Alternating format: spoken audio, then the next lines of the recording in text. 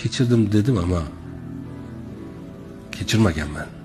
Alloh kechiradi, men Alloh emasman. Men bu gapni tushunaman. Ya'ni birini kechiraman deyish boshqa, kechirish boshqa.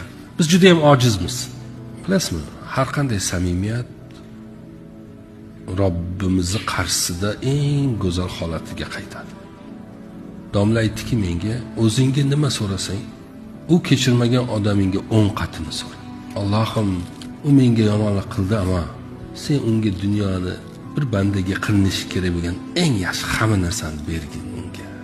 Jannatingda qilgin. Eng go'zal bandalaring qatorida qilgin.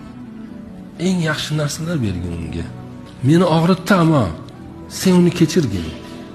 Meni ham qalbimdan uni og'riqlarini ketkiza olsang ketkizgin. Men ketkiza olmayapman. Ama sen qila olasan buni.